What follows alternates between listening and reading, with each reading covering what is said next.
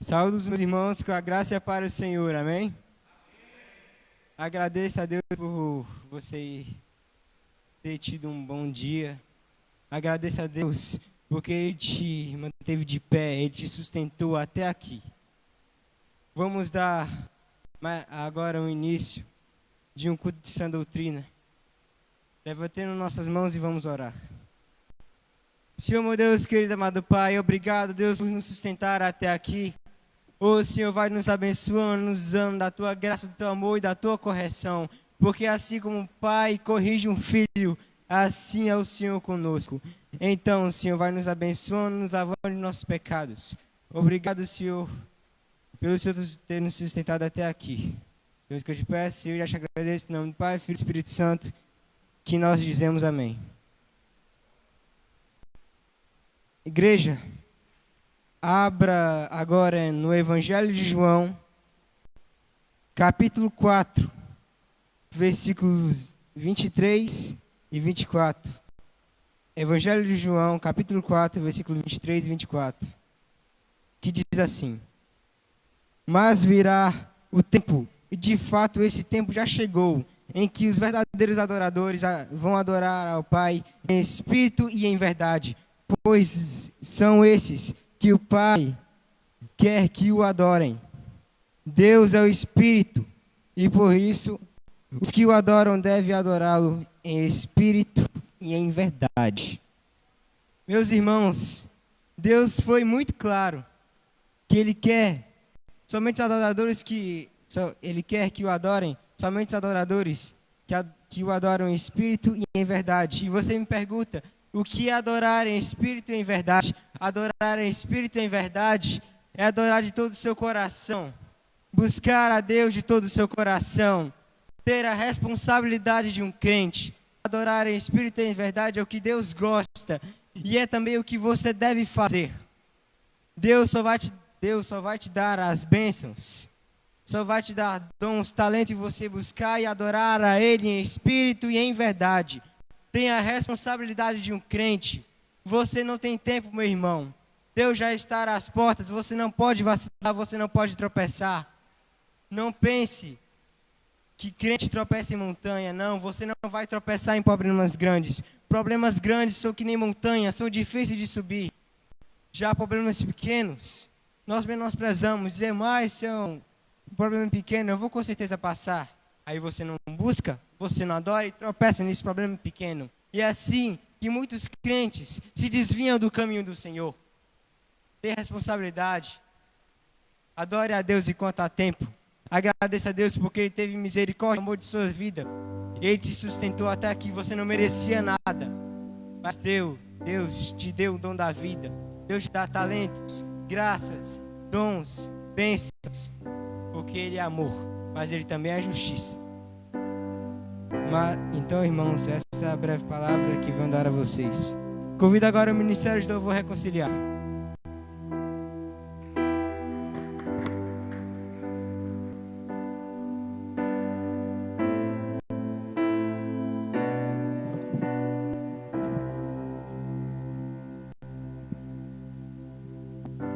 Saudamos a todos os irmãos na graça e na paz do Senhor, amém.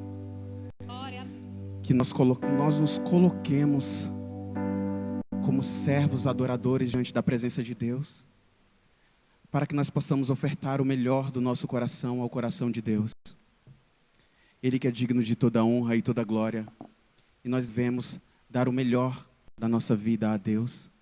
Abra sua boca neste momento, o adore, o exalte neste louvor, um louvor de adoração ao nome do Senhor. Tantas coisas o Senhor tem feito em nossa vida, às vezes são pequenos detalhes que nós não observamos. É uma graça alcançada que você pediu há tanto tempo e passou despercebida. É a tua saúde, a saúde da tua família que tu tem pedido tanto e Deus está sendo fiel ali a todo instante, te mantendo de pé. Olha aí, que maravilha.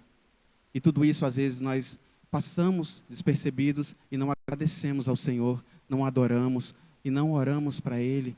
Falar, Senhor, eu te oro de todo o meu coração. Senhor, vem cuidando de mim. Eu agradeço pelo esse cuidado, amor e afeto. Como um pai cuida de um filho, o Senhor tem cuidado de cada um de nós. Nós estamos aqui, essa é a prova maior de amor. Então você se coloque diante da presença dele neste momento. Não deixe que nada venha atrapalhar a tua adoração. Aleluias. Oh, glória a Deus. Aleluias. Santo, santo, santo, digno de toda a honra e toda a glória. Aleluias.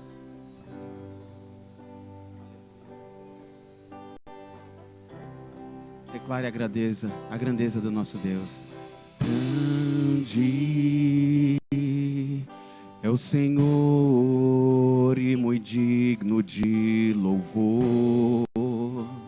Aleluias. Na cidade do nosso Deus, seu santo monte.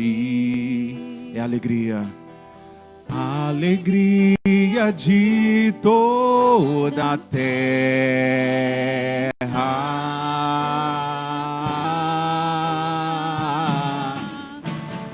Grande é o Senhor em quem nós temos a vitória e que nos ajuda contra o inimigo.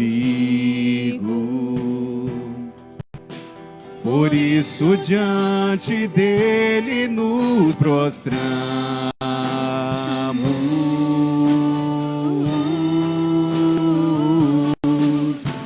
Queremos o teu nome engrandecer e agradecer-te por tua obra em nossas vidas. Confiamos em teu infinito amor, pois só tu és o Deus eterno sobre toda a terra e céus. Declare: grande o Senhor, aleluias. Grande é o Senhor e muito digno de louvor. Na cidade do nosso Deus, seu santo monte. Alegria de toda a terra.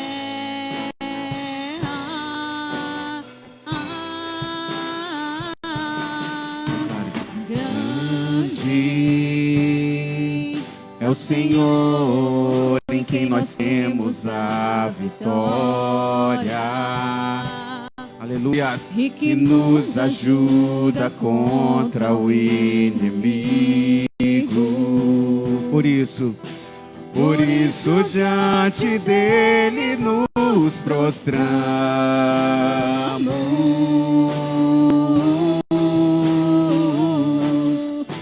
Queremos o teu nome engrandecer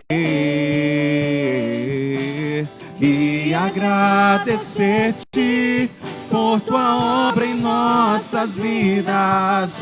Confiamos em teu infinito amor, pois só tu és o Deus eterno sobre toda a terra e céus. Nós queremos o teu nome engrandecer, Senhor. Queremos o teu nome engrandecer e agradecer-te por tua obra em nossas vidas. Confiamos em teu infinito amor, pois só tu és o Deus eterno sobre toda a terra e céus. Declare mais uma vez: pois só tu és o Deus eterno sobre toda a terra e céus.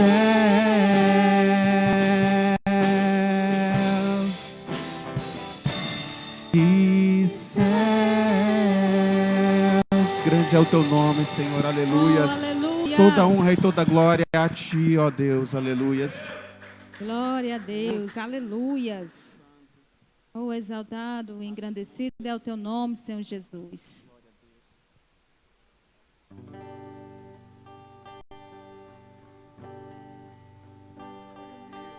Oh, glória a Deus. O Senhor é fiel, Deus é fiel. Aleluias. Vamos cantar a sua fidelidade.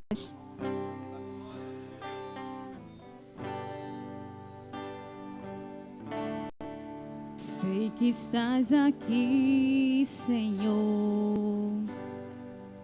Podes perceber quem sou.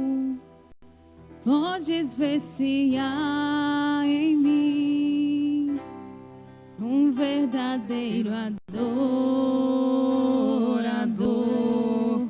A minha oferta eu te ofereço a ti, Deus meu, pra reconhecer que nada tenho, tudo é teu.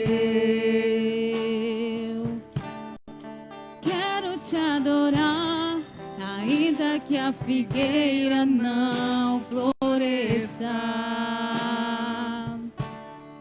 Quero me alegrar, mesmo se o dinheiro me faltar.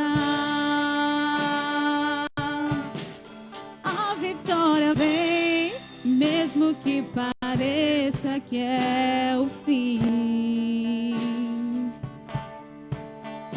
Pois tu és fiel, Senhor, fiel a mim. Tu és fiel, Senhor, eu sei que tu és fiel. Tu és fiel, Senhor, eu sei que tu és fiel. E ainda que eu não mereças, permaneces assim. Fiel, Senhor, meu Deus, fiel a mim. Fiel, Senhor, meu Deus, fiel a mim.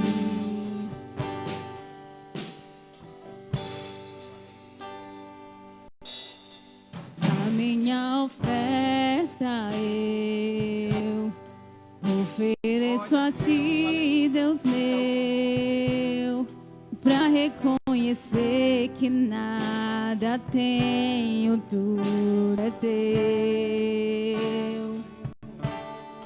Quero te adorar, ainda que a figueira não floresça.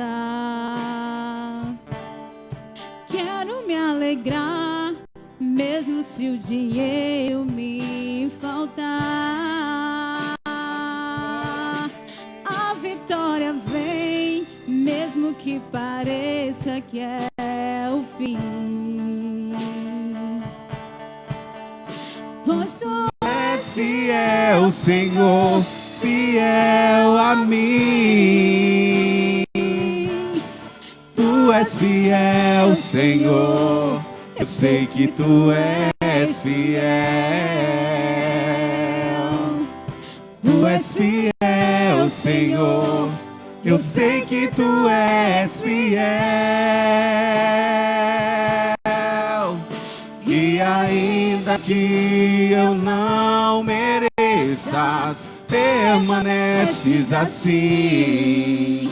Fiel, Senhor, meu Deus, fiel a mim. Oh, fiel, Senhor, meu Deus, fiel a mim. Fiel, Senhor, meu Deus, fiel a mim. Fiel a mim. Oh, aleluia. Engrandecido, exaltado é o teu nome, Senhor. Tu és fiel, Senhor. A palavra de Deus diz que Ele é fiel. Mesmo que nós permaneça infiel, Ele ainda permanece fiel porque Ele não pode negar a si mesmo. Grande é esse Deus, grande é a fidelidade, grandes são as suas misericórdias para com as nossas vidas. E é por isso que adoramos e louvamos a Ele a todo tempo, sem cessar, pela sua bondade, pelo que Ele é grande. Aleluias. Nós sabemos que com as nossas forças nós não podemos. Nós temos a plena certeza que sozinho nós não conseguimos fazer nada. E eu convido a você nesse momento a clamar mais e mais da presença do Espírito Santo sobre a tua vida. Que você venha pedir que o Espírito Santo, Ele venha fazer morada em sua vida e venha tomar frente de todas as suas decisões. Que Ele venha sondar o teu coração, venha quebrantar o teu coração para que possa ser transformada a tua vida, a tua casa e a tua família. Deixa Deus vir tomar a direção da tua vida. Deixa Ele vir tomando o teu ser. Deixa o Espírito Santo vir trabalhando. Deixa o Espírito Santo vir operando. Deixa o Espírito Santo te abraçar neste momento e levar tudo aquilo que não pertence a Deus. Que o Espírito Santo venha sondando o teu coração e tire tudo aquilo, limpando novamente, para que você possa estar diante dessa presença maravilhosa. Vem clamando com toda a tua força, vem pedindo com autoridade que o Senhor venha fazer morada, que o Senhor venha fazendo transformação, que eu creio nesse momento e eu tenho plena certeza no Deus vivo que eu sirvo, que Ele está nesse momento operando em vidas. Você que está assistindo essa live, eu sei que grandes coisas o Senhor fará. Deixa Ele tomar a frente, deixa Ele se apoderar da tua vida. A vontade de Deus, ela é perfeita e agradável. Jamais se esqueça disso, aleluias. Declare comigo. Clame na sua casa com toda a tua força, aleluias. Oh, glória a Deus, aleluias. Santo é o nome do Senhor. Declare assim, ó. Mais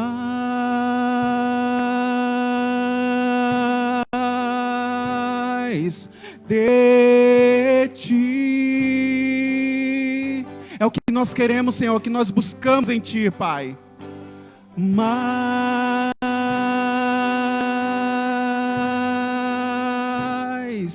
de ti. Se diminua na presença do Senhor e diga: e menos de mim, e menos de mim. Peça como uma criança: e menos de mim, e menos de mim. E peça com autoridade mais de ti, Senhor. Declare com toda a tua força. Mais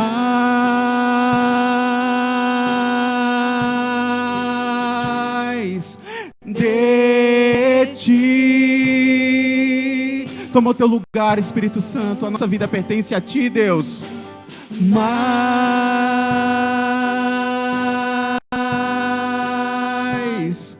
de ti. E como criança nós clamamos diante da tua presença, Deus. E menos de mim, e menos de mim. Vem me enchendo, vem nos enchendo, Senhor. E menos de mim, e menos de mim. Toma o teu lugar, Senhor. Que Ele cresça, eu diminua. Que Ele apareça e eu me constranja com a sua glória e todo o seu amor. Infinita humildade, servo de todos os irmãos. Que Ele cresça, eu diminua. Que Ele apareça e eu me constranja com a sua glória e todo o seu amor. infinita humildade, servo de todos os irmãos. Declare mais uma vez, do fundo do teu coração. Mais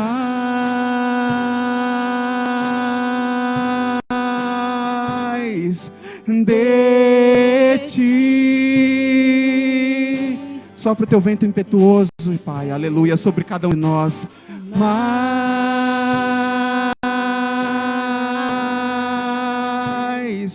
de ti.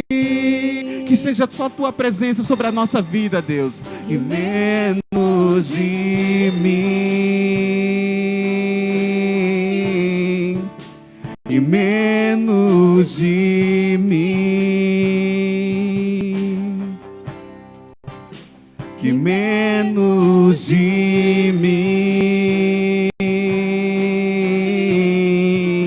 E menos de mim. Que Ele cresça, aleluias, que Ele cresça, eu diminua, que Ele apareça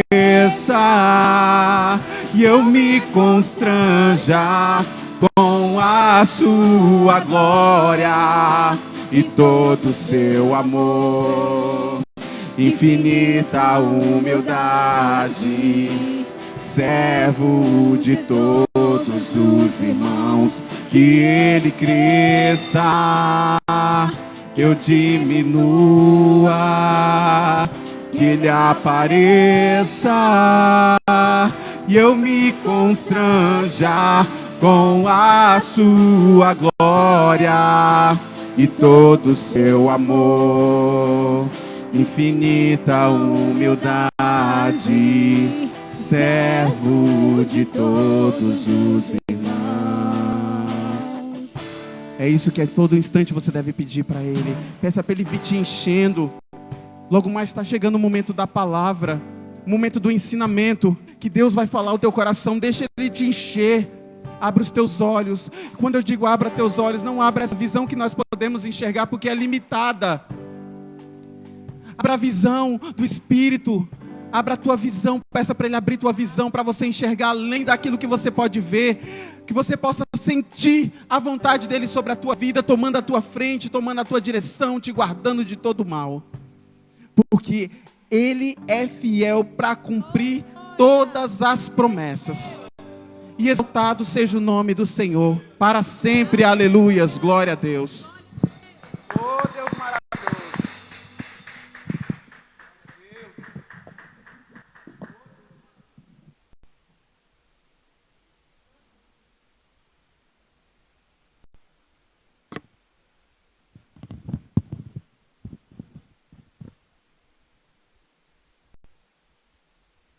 Glória, quero chamar o irmão Irã para orar pela pastora.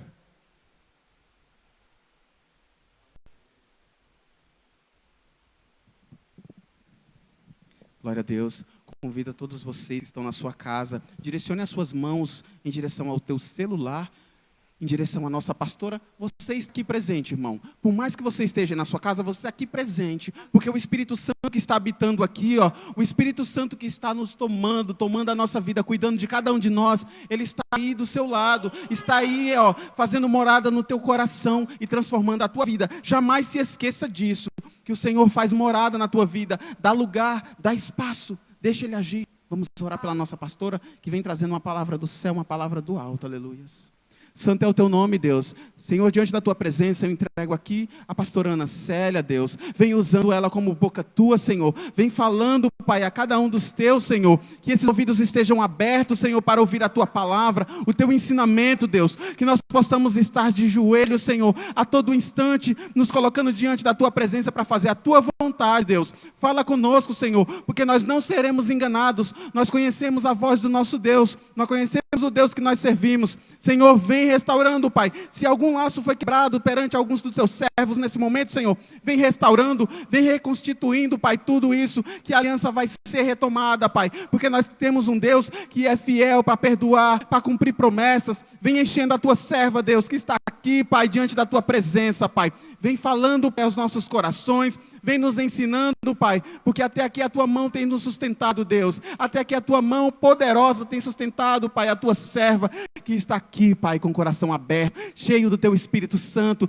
para nos passar aquilo que o Senhor vem falando ao coração. E desde já nós agradecemos por tudo e pela tua fidelidade sobre nossa vida. Desde já nós agradecemos por tudo em nome do teu Filho Jesus.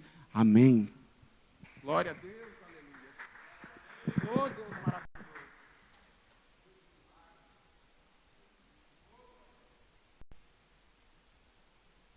Glórias a Deus. Saúdo os meus irmãos com a graça e a paz do Senhor, amém? Aleluia. Sem demoras, né? Vamos abrir nossas Bíblias na citação que já está aqui apontada, tá? Em 2 Tessalonicenses, capítulo 3, versículo 4. Louvado e exaltado seja o Rei da Glória. Aleluias. Bendito seja o nome do Senhor. Porque hoje nós vamos discorrer, né, sobre essa segunda carta aos Tessalonicenses, tá? 2 Tessalonicenses, capítulo 3, versículo 4. Amém? Louvado seja o nome do Senhor. E diz assim: e confiamos de vós no Senhor, que não só fazeis, como fareis o que vos mandamos. Ora, o Senhor encaminha o vosso coração no amor de Deus e na paciência de Cristo. Amém? Então, essa segunda carta aos Tessalonicenses é uma carta de reforço na doutrina, no ensino que o Senhor tinha dado em sua primeira carta, tá? Quando Paulo fala aos irmãos dessa cidade de Tessalônica, nessa igreja. Amém? Vamos, né, nos deliciar nessa palavra, tá certo? Louvado seja o nome do Senhor. Bom, de maneira rápida, de maneira breve, vamos... Só recapitulando, a primeira carta aos Tessalonicenses, com seus 5 capítulos por aí, né? É uma carta também breve, tá? É uma carta a esses moradores dessa igreja de Tessalônica. Como nós falamos no encontro anterior, na quarta anterior, a cidade de Tessalônica era uma cidade, sabe, perto de Porto, é uma cidade abastada financeiramente, é uma cidade grande, uma cidade de importância financeira, tá certo? Muito importante na Ásia, tá? Lá da região da Europa, tá? E era uma igreja, tá? Apesar de estar inserida num contexto parecido com a igreja de Corinto, tá? Que nós sabemos que a igreja de Corinto, as cartas aos 1ª e 2ª Coríntios eram cartas onde o Senhor Jesus usava Paulo para admoestar, isto é, para chamar a atenção, né? Apesar de Tessalônica ser uma cidade semelhante a Corinto, de estar num contexto, né, numa cidade que não andava bonitinho, com idolatria, né, com muito dinheiro, com muitos interesses, apesar disso, foi uma cidade cuja igreja, na verdade, a igreja perseverou na doutrina, e é uma igreja com pouco tempo de fé, né? Mas uma igreja que deu muita alegria para Paulo. E aí, depois de quase um ano, Paulo escreve essa outra carta, uma carta um pouco mais sucinta, isto é, uma carta um pouco mais resumida, com apenas 3 capítulos, né? Mais ou menos uns 2 terços um pouco menor, né, do que a carta anterior. Mais uma carta também com muito bom conteúdo, que continua falando da volta de Jesus. Amém? Que era uma retórica forte na primeira Tessalonicenses, na segunda continua essa retórica com um pouco mais de força na segunda, tá certo? Então, o alvo dessa carta é o quê? Conhecer melhor a forma de corrigir erros doutrinários pessoais e de outros, né? Houve um certo deslize depois desse um ano. Tanto é que Paulo acaba tendo que escrever essa segunda carta, tá certo?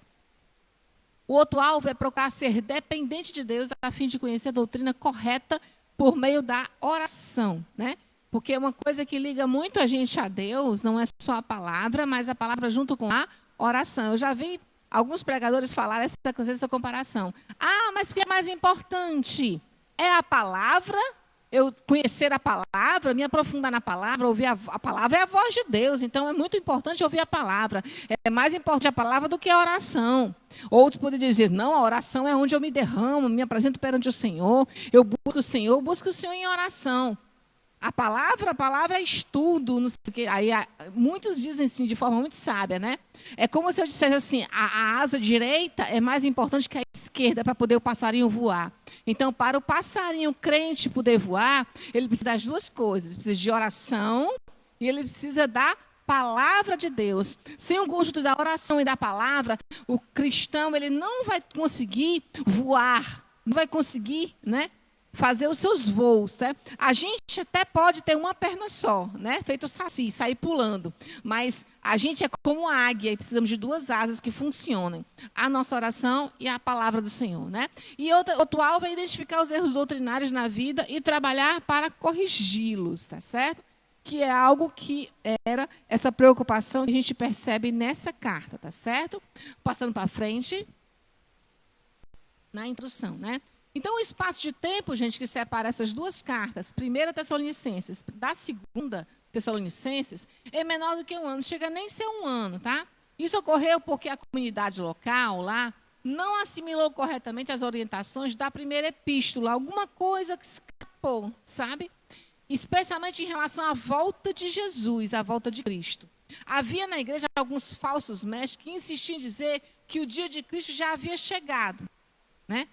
E aí, por conta disso, eles começaram a se desleixar em alguns pontos de doutrina. E aí, Paulo, ouvindo falar disso, tenho que mandar uma carta para os meus irmãos, para que eles sejam esclarecidos que os que estão ensinando para ele, isso está errado. E aí, ele, de maneira, né, muito interessada, muito rápida, ele vai, manda, né, essa carta aos irmãos lá de Tessalônica, tá certo? Amém. Louvado seja Deus. E vamos continuando. Passando para frente. Ainda na introdução, a igreja estava contaminada e precisava ser reorientada, né, sobre vários aspectos futuros. Então, a gente percebe muito que aqui era a doutrina falsa que tinha sido colocada lá dentro não eram outras. Há muito acerca sobre a volta de Jesus, que essa volta já tinha acontecido, tá certo? Então, assim, por isso Paulo escreveu 2 Tessalonicenses, que é o segundo volume do manual de fé escrito à igreja em Tessalônica, tá certo? Como nós falamos, a primeira carta aos Tessalonicenses é uma ótima carta de conteúdo doutrinário, isto é, se você quiser conhecer um pouco da doutrina de Cristo, claro que ela não vai ser uma carta aos Romanos, com seus muitos capítulos, seus 12 capítulos, mas é uma carta de um volume doutrinário importante, e que se você quer ouvir falar da volta de Jesus, como nós temos citações lá na volta de Jesus, em 1 Tessalonicenses, nós encontramos também na 2ª carta aos Tessalonicenses. Então, nós que estamos nesses dias próximos à vida de Jesus, são duas cartas boas para se ler, né? Juntamente com Apocalipse e Daniel e Ezequiel. Amém? Glórias a Deus. Vamos lá, passando para frente. Na visão panorâmica, na classificação que nós podemos dar, né? Continua sendo uma carta paulina eclesiástica. Eclesiástica por quê? Porque ela é para a igreja, né? Uma igreja. Que igreja é essa? A igreja de Tessalônica, né? O autor Paulo, né? A data 52, porque a outra não foi no ano 51, tá certo? O local foi Corinto ainda, continuava em Corinto. O alvo, os cantos de Tessalônica. O versículo chave, nós vamos ler, né? 2 Tessalonicenses capítulo 2, versículo 1 e 2, que diz assim: Ora, irmãos, rogamos pela vinda de nosso Senhor Jesus Cristo e pela nossa reunião com Ele, que não vos movais facilmente do vosso entendimento, nem vos perturbeis, isto é, procure não ficar confuso, quer por espírito, quer por palavra que alguém te tenha dado, quer por alguma carta, isto é, por alguma epístola, como de nós, tá? Como se o dia de Cristo estivesse já perto, né? Então, tinha uns falsos mestres que tinham dito que Jesus já tinha voltado ou que já estivesse bem pertinho de acontecer, tá? Só que Paulo esclarece que não estava tão perto assim. Porque as cartas outras, né, de Pedro, o próprio Jesus, quando falava de sua volta, sua segunda vinda, algumas pessoas achavam que isso ia acontecer rápido na geração dele ainda, tá? Então, por conta disso, as pessoas aumentavam essa interpretação e diziam que já estava muito perto. Por conta dessa história, aconteceram alguns erros de prática de vida entre os cidadãos dessa igreja, tá certo? E a expressão-chave é falar o quê? Sobre o dia do Senhor. Então, é uma carta que fala muito sobre o dia do Senhor, tá? Que era o problema doutrinário, o desvio doutrinário que estava tendo. Vamos passando para frente? E aqui o esboço, só são 3 capítulos e cada um dos capítulos tem o seu tema, né? O primeiro capítulo é uma carta que fala de encorajamento, mas também fala de gratidão, em confronto com o desânimo, né? Já no capítulo 2 é uma carta que esclarece, que traz, né, uma instrução, né, em confronto com uma doutrina errada que eles estavam recebendo de falsos mestres. Já lá no capítulo 3 é uma exortação, tá certo? Também um encorajamento, tá? Trazendo uma correção para aquele desânimo que pode estar acontecendo, né? E mesmo aquela apatia, aquela falta de vontade de trabalhar pela obra do Senhor, tá? Que, em confronto, né, à desobediência, né, que estava acontecendo, né? Esse capítulo era, né? Então, nisso, Paulo estava trabalhando fortemente numa prática correta em relação à volta de Cristo. Porque tinha coisas que o pessoal diz, perto de voltar. Eu vejo muita gente hoje falando isso. Se a gente trouxer 2 Tessalonicenses para hoje, você pode aplicar isso muito para hoje. Tem muita gente que diz, Jesus está perto de voltar, então deixa quieto, né? Deixa quieto. Vou viver a minha vida aqui com o Senhor e não vou me preocupar muito em ter uma vida para impactar outras. Não, porque já está perto de voltar, o negócio já está meio desconjuntado, né? Aí vamos cruzar os braços. Não é bem por aí, tá? E outras coisas que estavam acontecendo em Tessalônica, que a gente vai já falar aqui, tá? Para frente. Bom, aqui um resumo em uma frase. Sempre a gente traz um resumo em uma frase dessa carta, tá? Paulo continua a encorajar a igreja em Tessalônica em face aos sofrimentos presentes, porque também lá no primeiro capítulo fala que os tessalonicenses estavam sofrendo pelo evangelho, tá certo? Tinha falso mestre que estava ensinando as coisinhas erradas, mas ela continuava sendo o quê? Uma igreja perseguida e uma igreja fiel, apesar de ter algumas pessoas que estavam ensinando umas bobagens lá, mas a igreja continuava sendo fiel e que Deus precisava encorajar a igreja através de Paulo, tá certo?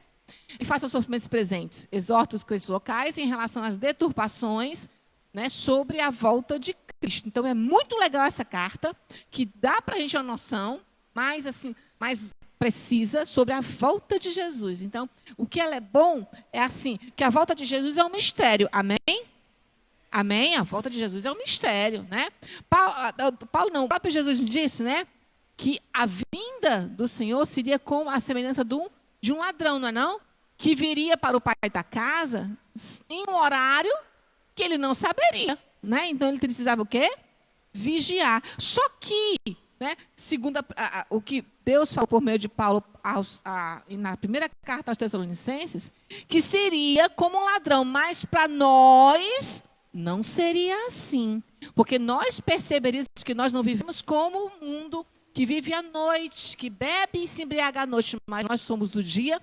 Não é assim. Então, esses apontamentos da vinda do Senhor, eles todos se juntam, e se nós formos atentos aos sinais e à palavra, por meio de orações, né, e buscarmos o Senhor, nós seremos muito bem esclarecidos desse dia do Senhor e não seremos enganados, nem pegos de surpresa, muito menos, tá?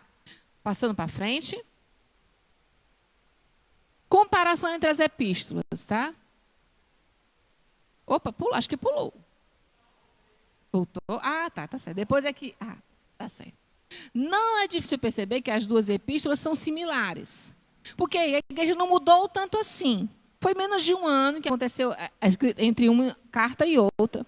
O que aconteceu foi uma notícia que ele soube, né? E ele manda para Timóteo essa carta para que ele endereçasse aos irmãos de Tessalônica, que eles dessem atenção com esse ensino errado sobre a volta de Jesus, tá? Então, era esse o conteúdo. Aproximadamente um terço da primeira carta, ela é reafirmada na segunda carta de Tessalonicenses, tá? Paulo é mais formal nessa carta, né, e objetivo do que em 1 Tessalonicenses. Isto é como se ele estivesse falando, porque na primeira carta ele fala com muito amor, como ele estivesse falando com muito amor aos Filipenses. Lembram da carta aos Filipenses? É uma carta que Paulo, com muito amor, fala da alegria. Ele fala com alegria porque ele fala com muito amor daquela igreja fiel, sofredor e fiel, Filipenses, que foi fiel ao Senhor.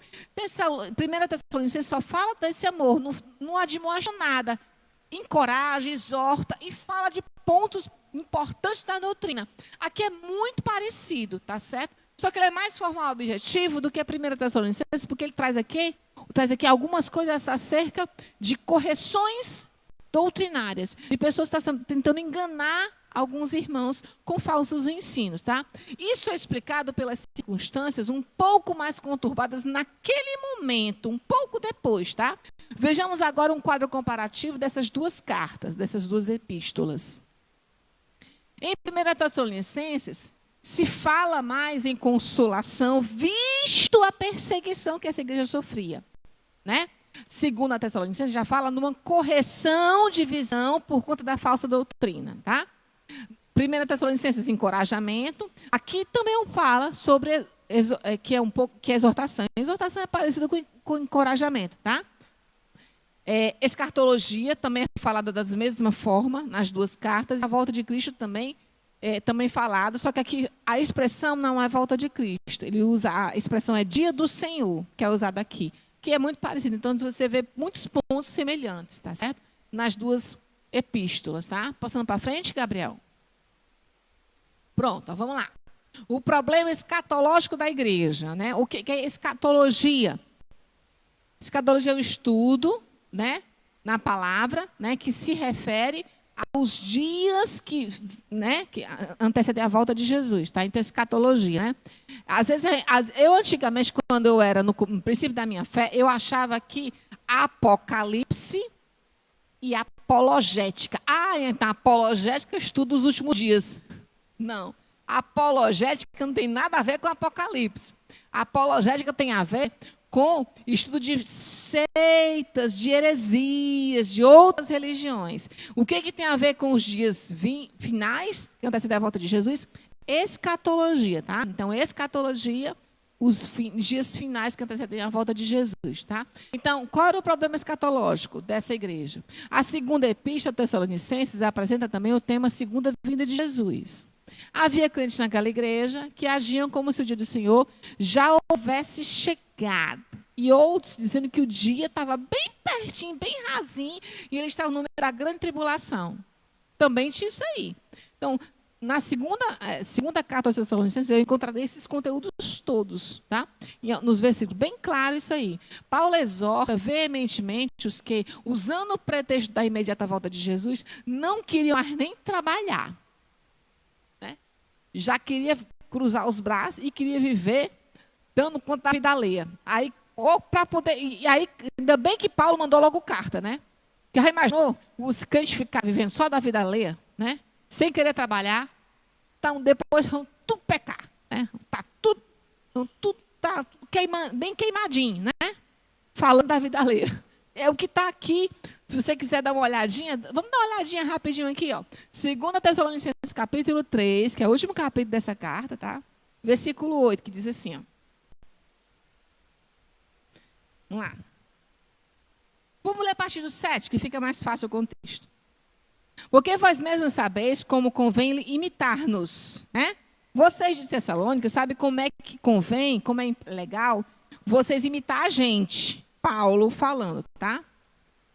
Imitar-nos, pois que não nos ouvemos desordenadamente, a gente não procedeu desordenadamente entre vós, nem de graça comemos o pão de homem algum, mas com trabalho e fadiga, trabalhando noite e dia para não sermos pesados a nenhum de vós. E aí tem o versículo mais à frente, 10 e 11.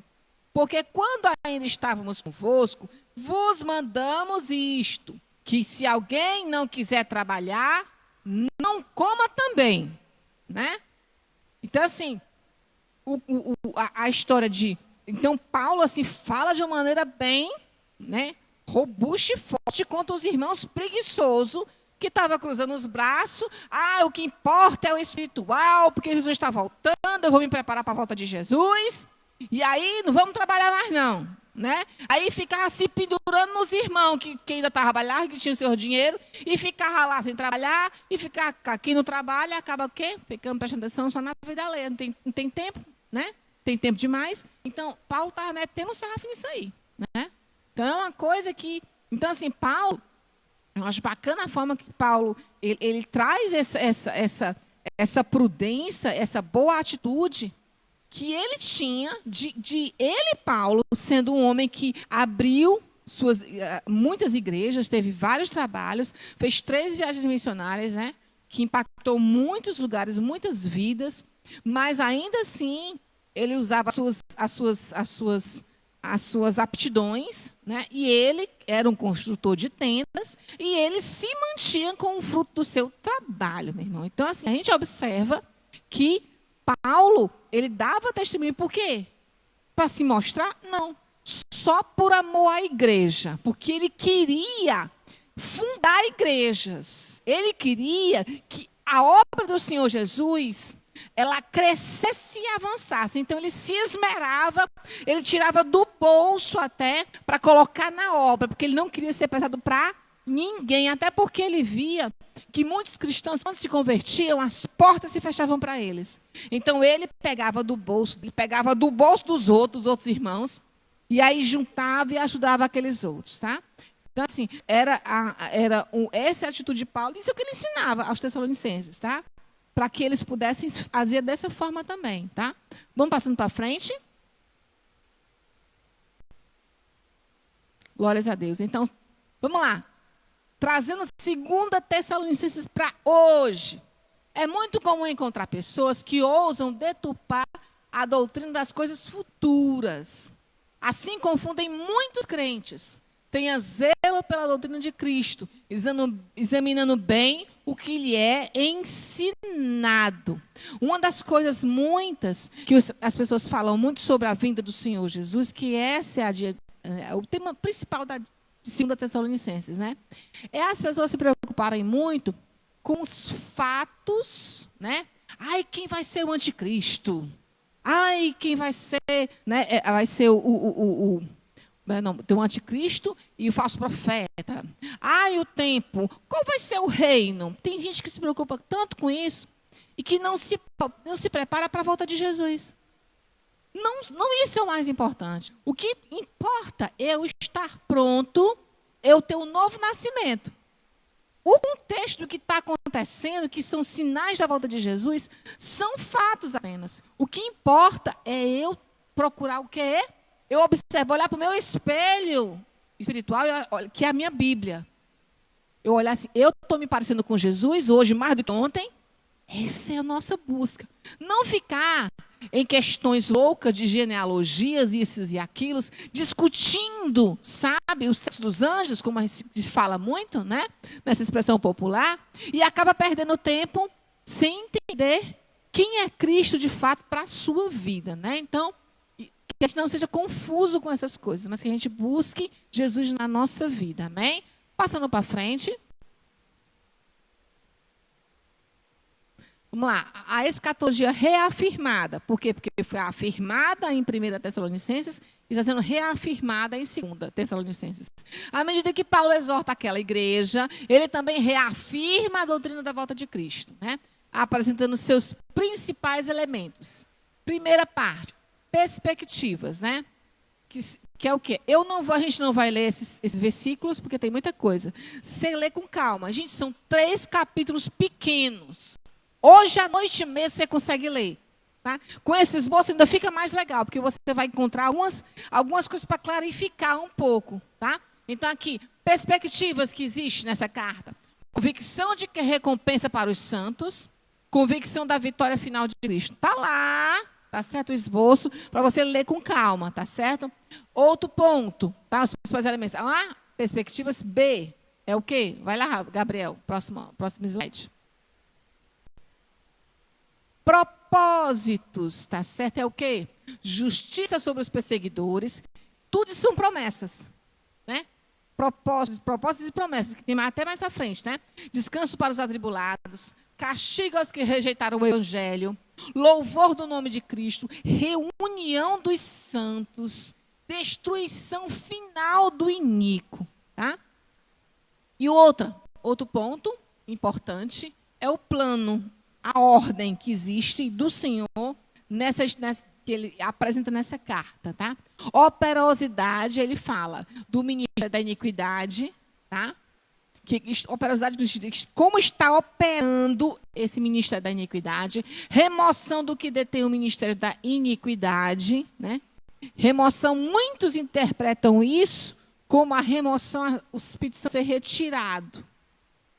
Quando é ele quem detém o ministério da iniquidade. Há muitas interpretações que são essas. Tirar o Espírito Santo, quando tira isso, aí o ministério da iniquidade ele se alastra, né, sobre a terra. Tá? Revelação do ministério da iniquidade, oposição do ministério da iniquidade a tudo que se relaciona a Deus. Então aqui você vê realmente uma carta bem escatológica, ou não é? Né? Nessa parte que fala do plano, né? Tá certo? Engano generalizado na terra, volta de Jesus Cristo e destruição total do ministério da iniquidade. Então, aqui, eu acho legal esses pontos aqui, que ele traz um certo resumo de cada pedacinho de versículo aqui, e te traz um entendimento melhor, tá certo? Amém? Vamos passando para frente. Enigmas da epístola. Alguns textos não foram explicados em detalhes pelo apóstolo Paulo, tá certo? A seguir apresentamos 2 enigmas da epístola, mostrando as oposições mais aceitas entre os estudiosos. Aqui eu só trouxe os 2 pontos. O que eu vou aqui falar é de maneira bem breve, para não estar com muita discussão teológica, tá certo? De uma maneira bem breve eu vou falar desses 2 pontos. O homem da iniquidade, anticristo. Tá? É o homem da iniquidade. É o diabo, tá certo? Ele é apresentado lá em Gênesis, não é? Como é que é o nome dele lá em Gênesis, capítulo 3? Quando o pecado, ele aparece como o quê? Como a serpente, lembra? Gênesis 3, né? E ele aparece em vários pontos, desde Gênesis, vindo lá, vem. Só não aparece em cartas como o que é Cântico dos Cânticos, não aparece, né? E outras poucas, mas ele aparece em vários lugares. Então, esse homem da iniquidade está falando de Satanás, tá certo? Que vem como esse anticristo e regendo o falso profeta, tá certo? E aquele que detém, que nós não explicamos no slide anterior, mas aqui a gente fala, aquele que detém, muitos teólogos acreditam que aquele que está detendo o ministro da iniquidade, que engana e seduz muitos, é o Espírito Santo da verdade, o Espírito Santo de Deus, que faz com que os homens sejam esclarecidos. Porque a própria fé que nós temos, ela vem do quê? Do ouvir, e do ouvir de quê? E a palavra de Deus é o Logos, não é não? Que é Jesus, que é a palavra também. Tá? Então, e Jesus foi ele que soprou o Espírito Santo. O batismo no Espírito Santo, o batismo com água, né? Quem ministra é a igreja, não? Tá certo? Em nome de Jesus. Mas quem dá o batismo no Espírito Santo, quem é? É Jesus Cristo quem dá o batismo no Espírito Santo. Tá? É ele quem batiza a gente no Espírito Santo. Foi assim que aconteceu. E soprou sobre ele, foi Jesus que soprou sobre os discípulos o Espírito Santo. Tá certo? Então, é ele, esse Espírito Santo, que vem da parte do Senhor Jesus, é esse Consolador. E mandei o mesmo, com o outro Consolador, um Paráclito, da mesma semelhança do Senhor Jesus, sobre a terra. E é ele quem vai deter o ministério da iniquidade. E dá esclarecimento à igreja. Por isso que ele diz assim, vocês vão fazer os mesmos sinais que eu fiz na terra, disse Jesus. Né? E farão ainda maiores, porque eu não os deixarei órfãos. Eu vou para o meu Pai, mas deixarei para vocês o Espírito Santo, né? Tá certo? Então ele deixou, então a igreja está aparelhada, munida do Espírito Santo, esclarecida pelo Espírito Santo, e esse Espírito Santo que vai sobre a igreja e atrai aqueles que ainda serão igreja, faz com que esse ministério da iniquidade não aterrorize o mundo com todo o pecado. Amém? Glórias a Deus. Vamos passando para frente. 2 Tessalonicenses para hoje. Uma outra reflexão, né? Como é que a gente traz para hoje? A iminência da volta de Jesus não pode ser desculpa para a inatividade no serviço do reino, mas o que? Um incentivador, né?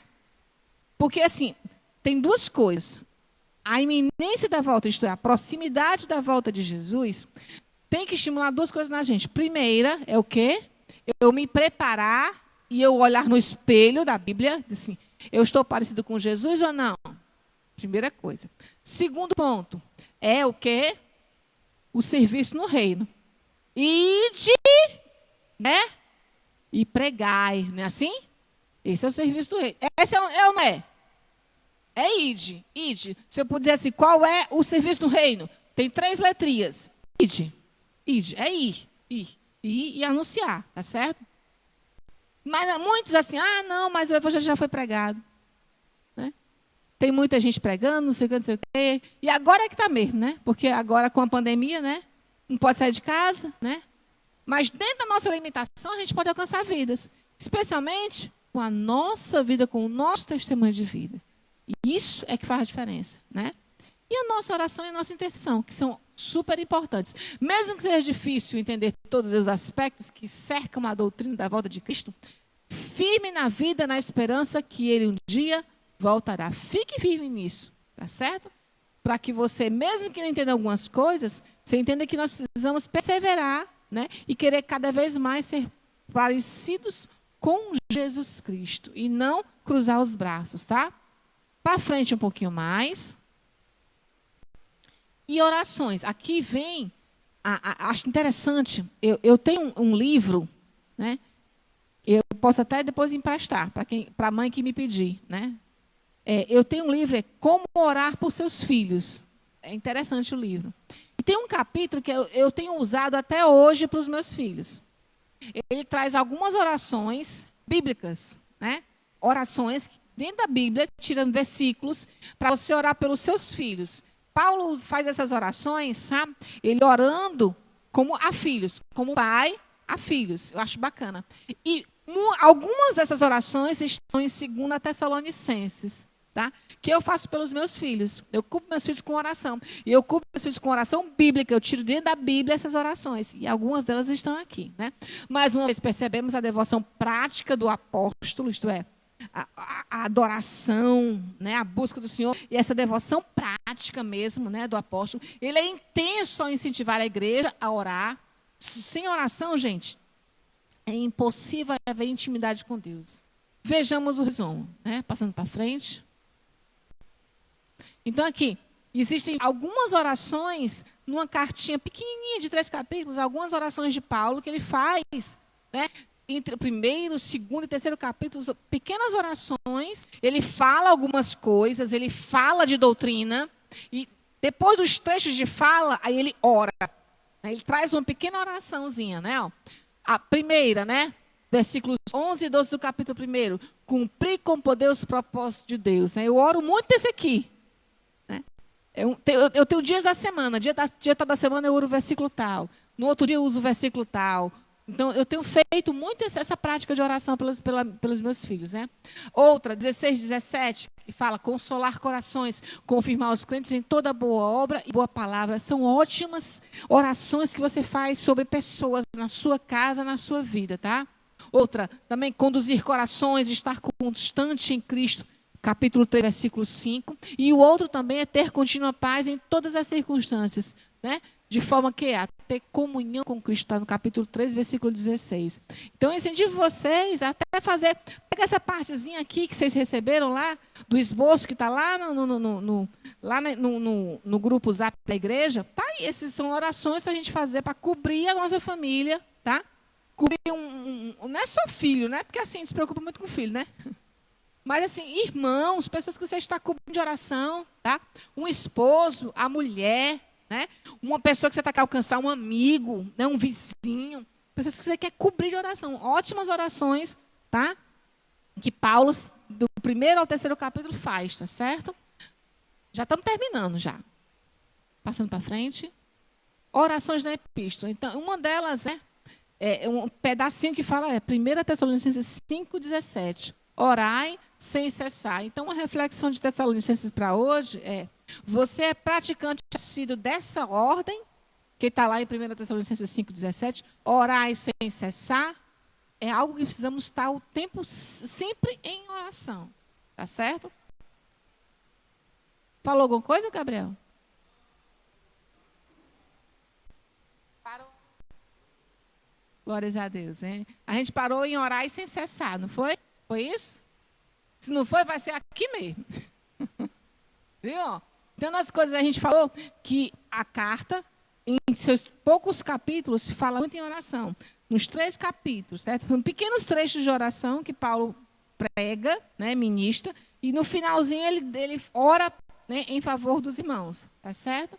E aí, Tessalonicenses, na primeira carta ainda, né, ele fala em 1 Tessalonicenses 5:17, que diz assim, orai sem cessar. E aí, trazendo para a gente, né, hoje, né, você é praticante assíduo dessa ordem, orar sem cessar? Isso não é uma ordem só que Deus deu para Paulo, não, e Paulo dando aos irmãos, não. O próprio Cristo disse isso, né? Falou para a mulher, né, para aquela viúva, um exemplo que ele deu, aquela viúva diante do juiz iníquo, né? O dever de orar sempre e não esmurecer, né? Por quê? Porque o juiz iníquo deu a resposta para a viúva. Por quê? Para a viúva, por quê? Porque ela ficou insistindo, ela não desistiu da promessa dela que ela queria alcançar, né? Então, Paulo ele dá esse reforço, tá? Passando para frente. Para frente. Conclusão. A doutrina do regresso do Senhor requer equilíbrio entre a espera e a ação. Espera de Jesus Cristo, né? Uma espera equilibrada, não uma espera ansiosa, tá certo? E também uma espera que envolve uma ação primeira, claro, aonde?